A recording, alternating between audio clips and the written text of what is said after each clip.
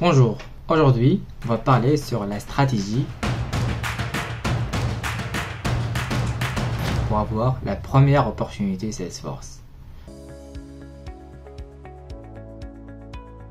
Je n'ai rien inventé, j'ai juste rassemblé toutes les démarches dans un contexte plus logique et cohérent.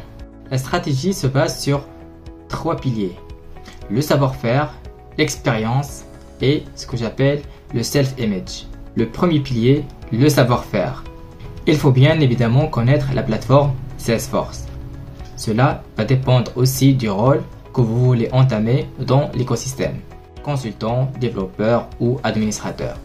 Par exemple, l'administrateur, il faut connaître les fonctionnalités en général destinées aux utilisateurs finaux, savoir comment configurer et paramétrer l'instance que vous allez gérer, car vous serez amené à répondre sur des questions pratiques et aussi théoriques durant les entretiens. Cela va vous permettre d'assimiler les notions de base. Si vous vous sentez à l'aise avec la formation, vous pouvez passer les certifications. 2 remarques sur tout ce qui est certification. Le premier point, il faut toujours chercher le code promo à 50% ou à 100%. Cela va vous permettre de ne pas trop dépenser, surtout lorsque vous êtes en début de carrière. Deuxième point qui est très important. Les certifications ne vous donneront pas un pass automatique pour les opportunités. Je répète, les certifications, ils vous donneront juste le droit de passer les entretiens. Et ensuite, à vous de briller, à vous de bien préparer pour convaincre les recruteurs. Le deuxième pilier, l'expérience. Félicitations, vous avez mis énormément de temps et là aujourd'hui, vous êtes bien formé, même certifié. Et vous commencez à chercher dans le marché et vous ne trouvez pas assez d'opportunités Salesforce pour les gens qui n'ont pas d'expérience. Alors, que faire? J'ai mis 4 niveaux pour acquérir l'expérience sur Salesforce. Le premier niveau, c'est Trailhead. C'est la première couche pour avoir l'expérience et avoir une mise en jambe sur la plateforme. Les modules sont à la fois instructifs et fun.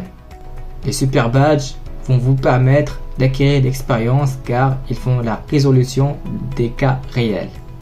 Deuxième niveau, c'est répondre aux différentes questions qui sont posées par les communautés Salesforce. Les personnes travaillant déjà sur l'écosystème Salesforce sont toujours face à des problématiques dans leur vie réelle. Ensuite, ils posent ces problématiques dans des forums, des communautés. Donc, c'est à vous d'aller chercher ces questions, de choisir quelques-unes, essayer de les répondre. Si vous n'arrivez pas à les répondre, vous irez sur Google et vous cherchez, bien sûr, la solution. Je vous garantis que vous aurez énormément d'expérience et de connaissances sur la plateforme si vous commencez à répondre aux différentes personnes. Troisième niveau, créer son propre org avec un business case. Avec le démo, avec une démonstration de votre org, vous allez montrer aux recruteurs que vous maîtrisez bien la plateforme. Ça dépendra aussi de la solution que vous allez implémenter. Après avoir mis la solution en pratique, vous pouvez aussi consolider des slides pour montrer vos démarches. Une seule remarque, il y a un business case qui est utilisé par tout le monde et universellement implémenté. Je vous conseille d'aller chercher d'autres business cases pour vous démarquer et pour sortir du lot. Par exemple, une société qui vend des formations en ligne pour les particuliers et aussi les professionnels qui se sert de Salesforce pour gérer tout le process.